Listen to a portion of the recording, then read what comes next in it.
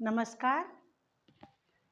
Pushpa Hooda Hindi tutorials में आपका बहुत बहुत स्वागत है। बेटा, आज जो हमारा क्लास 10th का चैप्टर है लखनवी अंदाज, उसका हमने सार भी पढ़ लिया था, पाठ का सारांश और लेखक का जीवन परिचय, कृतित्व। आज हम उसके क्वेश्चन आंसर करेंगे पाठ्य पुस्तक के। बेटा, पाठ्य पुस्तक के जो हम क्वेश्चन आंसर करते हैं उसमें आप एक तो सबसे पहले, अभी हमारे पास पर्याप्त समय है, छुट्टियां हो रही है, घर में थोड़ा थोड़ा पढ़ सकते हैं हिंदी का भी, क्योंकि हिंदी को हम टाइम ही नहीं दे पाते।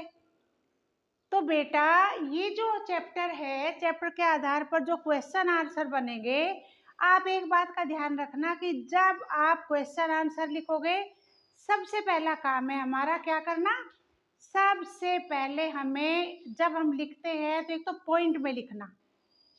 दूसरा काम क्या होगा, एक पॉइंट में लिखना है। दूसरा काम है कि हमें मार्जिन छोड़ना होता है दोनों साइड में, ठीक है। और बेटा, तीसरा काम क्या है कि अपना लेख सुधारना, साथ साथ जब एक क्वेश्चन कंप्लीट हो जाए तो एक लाइन छोड़ दो। ये अभी से प्रैक्टिस करो। जब आप नोट्स बना रहे हैं, रजिस्टर में काम करके होमवर्क वगैरह कर रहे हैं या नोट्स बना रहे हैं, अभी से आदत डाल लीजिए कि एक लाइन में 10 शब्द होने चाहिए, दोनों साइड में मार्जिन होना चाहिए। और बेटा, एक बात का और ध्यान रखो कि जब मार्जिन होगा फिर पॉइंट में आप लिखेंगे तो आपके नंबर खूब अच्छी तरह से अच्छे मार्क्स मिलेंगे। उसका कारण क्या है, क्योंकि जब एग्जामिनर जाता है, जब चेकिंग के लिए टीचर्स जाती हैं, तो मैं आपको बताऊं कि पहले मैंने कॉपी भी चेकिंग की है, फिर मैं HE बन के भी, हेड एग्जामिनर बन के भी CBSE में जाती रही हूँ। इसीलिए मैं आपको बता रही हूँ कि टीचर्स जहाँ गलत होता है ना, बस वहीं पर ही निशान लगाती हैं। नहीं तो एक बार ध्यान दिया, पॉइंट में देखा और पूरे नंबर साइड में दे दिए जाते। क्यों कह रही हूँ कि राइट साइड में भी मार्जिन छोड़िए।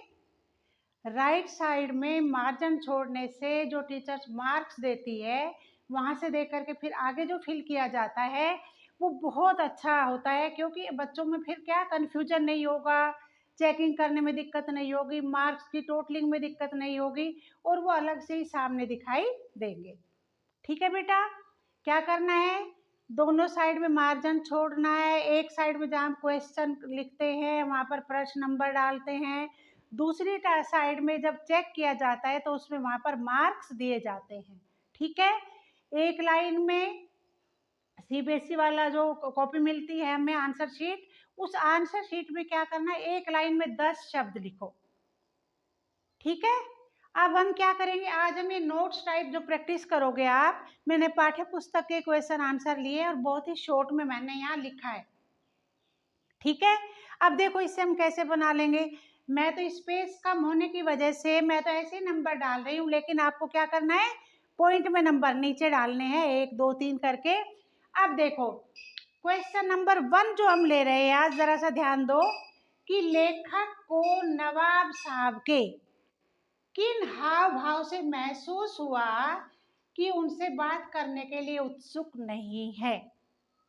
क्या किया, लेखक ने देखा कि जब वो पहले सेकंड क्लास के रेल में यात्रा कर रहे थे, सेकंड क्लास के डिब्बे में टिकट लेकर के यात्रा कर रहे थे, तो उस समय लेखक ने सोचा था क्या कि भाई मैं अकेला ही बैठूंगा, आसपास तो जाना ही था, ज़्यादा दूर तो जाने की कोई बात ही नहीं थी, छोटा सा अपना थोड़ी दूर का टिकट ले लिया और उसी में लेखक ने सोचा कि मैं अकेला बैठ करके जाऊंगा। लेकिन वहां पर लेखक को कौन मिला था, नवाब मिले। अब मैं आपको बताती हूँ इसमें पॉइंट में कैसे लिखना है। अब लेखक ने जब देखा कि वहां पर एक नवाब साहब बैठे और नवाब साहब जो बैठे हुए थे उन्होंने क्या किया, लखनवी अंदाज में जो बैठे हुए थे उन्होंने उनकी तरफ को देखा और जरा सी भी उत्सुकता, जरा सी प्रसन्नता, थोड़ा सा उनकी तरफ को देख लेते हैं, हाव भाव दिखाते हैं कि दूसरा भी आए, लेकिन उन्होंने जरा सा भी उनको भाव नहीं दिया, उनकी तरफ को जरा सा भी नहीं देखा। अब देखो का आंसर कैसे बनेगा। नंबर 1 है, नवाब साहब के चेहरे पर असंतोष के भाव। जब नवाब साहब ने लेखक को देखा तो उन्होंने अपने आप को असहज महसूस किया कि भाई मैं तो वीआईपी हूँ और ये तो एक साधारण सा व्यक्ति आकर के बैठ गया सामने। तो उन्हें उसे देख करके उन्हें असंतोष हुआ, उनका मन क्या हुआ, विचलित सा हो गया। उन्होंने क्या किया, बाहर देखना शुरू कर दिया। उनको ऐसा दिखाया कि भाई ये मुझे क्या कर रहा है, नज़रअंदाज कर रही है। दूसरा, एकांतवास में बाधा। नवाब साहब को लग रहा था कि ये जो कैसे पता चल रहा है, बात करने के लिए उत्सुक नहीं है।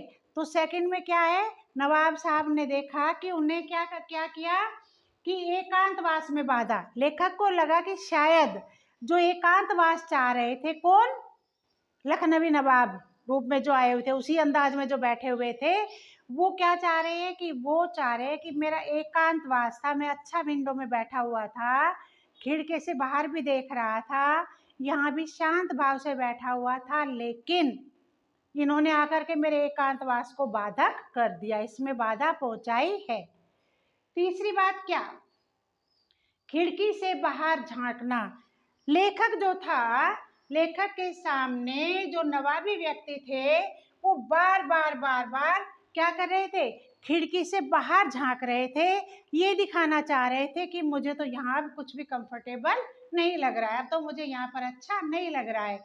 और लेखक को जरा सा भी उनकी तरफ को उत्सुकता के भाव या एक इंसानियत के भाव या उनकी तरफ को हेलो हाय कुछ नमस्कार कुछ करना कुछ नहीं कर रहे थे। इससे पता चलता है कि वे लेखक को एक साधारण व्यक्ति सोच करके उनसे बात करनी नहीं चाह रहे थे। ठीक है बेटा, अब दूसरा देखो, दूसरा आंसर देखो कि नवाब साहब के यत्न से, नवाब साहब ने क्या किया, यत्न से खीरा काटा, नमक मिर्च बुरका, सूंघकर खिड़की से बाहर फेंकना क्या दर्शाता है। अब क्या था, आप सोचिए कि जो व्यक्ति अपने साथ खीरा लाएगा, पानी का प्रबंध करके लाएगा, एक तौलिया लाएगा, चाकू लाएगा और बेटा नमक मिर्च साथ लेकर के आएगा, तो वो व्यक्ति क्या करेगा, उसको खाने के लिए तो लाया है ना। लेकिन बेटा जब लेखक ने सोचा, वो नवाब साहब ने देखा कि लेखक आकर के बैठ गया है, तो मुझे तो अपना नवाबी अंदाज दिखाना है, मैं तो एक अमीर व्यक्ति हूँ और लेखक को दिखाना है कि तुम एक आम आदमी हो और मैं साधारण व्यक्ति नहीं हूँ। कैसे दर्शाना चाहते थे, नंबर 1, नवाबी शान शौकत का दिखावा। जो लखनवी व्यक्ति था, जो एक नवाब के अंदाज में बैठा हुआ था, मैं बार बार कह रही हूँ जो कि वो केवल दिखावा मात्र कर रहा था, तो वो अपनी शान शौकत दिखा रहा था कि हम तो बड़ी शान से रहते हैं, ये तो मैंने ऐसे ही समय पास करने के लिए अपने पास रख लिया। दूसरा, केवल सुगंध लेना ही पर्याप्त है। अब क्या किया उसने, नवाब साहब ने पहले पानी लिया, लोटे से पानी लेके खीरे को धोया, फिर तौलिया से पोंछा, फिर उनको करीने से तरीके से उसको चाकू से छीला, फिर उस पर नमक मिर्च बुरका और फिर उसकी सुगंध लेने लगे। क्या किया, खाने को तो मन था लेकिन क्या करे, हमें दिखावा करना है, हमें ये दिखाना है कि भाई हम तो इतनी भारी इतनी सस्ती चीज़ और इतना मैदे के लिए भारी होता है, हमें पसंद नहीं है। लेकिन बेटा ऐसा नहीं था, उन्होंने खिड़की से बाहर इसलिए फेंक दिया, बार बार खुशबू लेते रहे और खिड़की के बाहर फेंकते रहे।